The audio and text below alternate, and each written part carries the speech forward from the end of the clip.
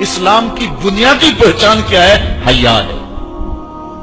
جب ہم نے اسلام کے دامن کو چھوڑ دیا، یہ رسم حنا کے نام سے بدتمیزی یہ کس معاشرے سے ہم نے لی ہے؟ ہمارا تو رب یہ بھی گوارا نہیں کرتا کہ ہفتے کے دن کی تعظیم ہو اور اونٹ کا گوشت ایک بندہ ترک کرے یہودیت کی رسم سمجھ کے۔ اسلام سے ٹکراتا نہیں ہے، پھر بھی جو ہے وہ اسلام اس کو گوارا نہیں کرتا۔ اور کیا بہوؤں بیٹیوں کا تماشا لگایا، اور نیم برہنہ بیٹیاں لوگوں کی شہوانی نگاہوں کے سامنے ہیں، اور باپ بھی کھڑا ہے اور بیٹا بھی کھڑا ہے۔ نہ باپ کی آنکھوں میں حیا ہے، نہ بیٹے کی نظروں میں حیا ہے، نہ بھائیوں میں غیرت ہے، اور کہتے ہو اللہ کی رحمتیں ہمارے اوپر نازل ہوں۔ یہ تو شکر کرو پتھر نہیں برستے محمد عربی کے قدموں کا صدقہ۔ اگر ان کی رحمت نہ ہو درمیان میں ابھی آگ لگ جائے دونوں جہاں میں۔ یہ تو ان کی رحمت ہے کہ پتھر نہیں برستے۔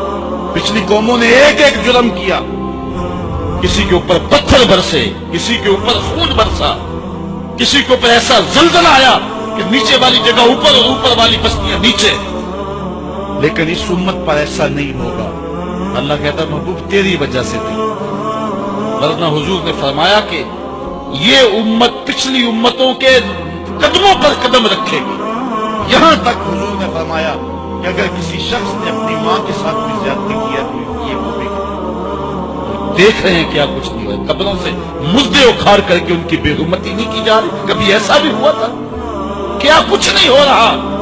تم کہتے ہو کہ ہمارے اوپر اللہ کی رحمتیں نہیں اترتی، میں کہتا ہوں شکر کرو پتھر نازل نہیں ہوتے۔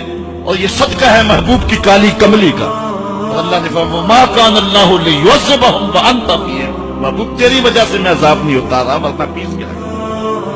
ہم اپنے آپ کو دیکھیں، اپنے کردار کو دیکھیں، اپنے حوال کو دیکھیں، سر سے لے کر پاؤں تک ہم اسلام میں آ جائیں، چھوڑیں آدھا تیتر آدھا بٹیر، جہاں جی چاہا اسلام کے دامن میں آ گئے اور جہاں جی چاہا ادھر چلے جائیں۔ مسجد میں بھی چندہ دیا اور ہوٹل میں بھی شراب پی، رب بھی خوش رہے شیطان بھی راضی رہے، ایسا نہیں ہوگا۔ رب کہتے نہیں کہ میرے ہو تو پھر میرے ہی ہو۔ کوئی بھی غیرت مند محبوب نہیں جو ہے تسلیم کرتا کہ میرا محب کسی اور کی طرف نظر اٹھا کے بھی دیکھے، تو رب سب سے بڑا غیرت مند ہے، وہ نہیں چاہتا میرا ہو اور کسی اور کی طرف دیکھے۔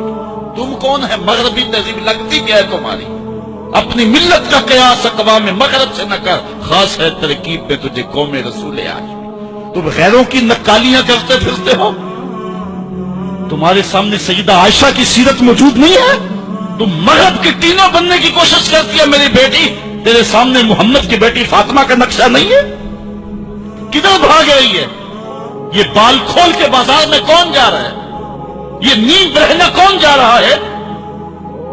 دیکھ محمد عربی تجھے کیا آواز دے رہے ہیں، ان کا لہجہ کیا، اس کو سن اور زندگی کو اس کی مطابقت میں گزار۔ اصل ہمارے دل زنگ آلود ہو گئے، اس دنیا کے اس ماحول نے ہمیں اس طرح کر دیا ہے کہ آج ہمیں سمجھ نہیں آ رہی کہ ہم کدھر جائیں۔ علماء فرماتے ہیں جب دل زنگ آلود ہو جائیں تو پاک لوگوں کی صحبت اختیار کریں، اور کثرت ذکر، حضور نے ارشاد فرمایا لکل شیء سقالہ وسقالۃ القلوب ذکر اللہ، ہر شے کا زنگ اتارنے والی کوئی چیز ہے، دلوں کا زنگ لگ جائے تو اللہ کا ذکر کیا کرو، دلوں کا زنگ اتر جائے۔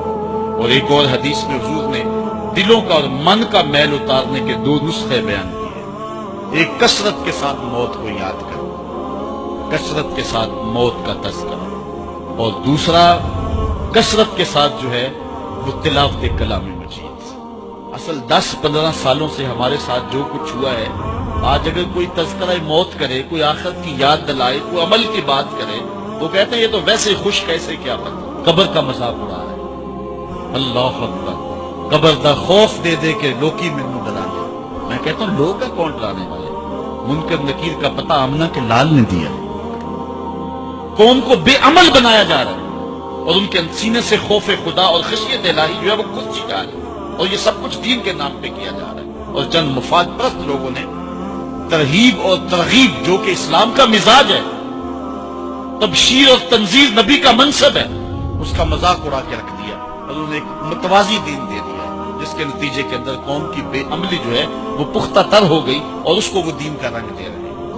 اللہ کے محبوب علیہ الصلوۃ والسلام نے فرمایا کہ دلوں کو زنگ لگ جائے تو ذکر سے اتر، دلوں کو زنگ لگ جائے تو قرآن سے اتر، دلوں کو زنگ لگ جائے تو موت کی کثرت کے ساتھ یاد کرنے سے اتر۔ قرآن مجید کی تلاوت معمول زندگی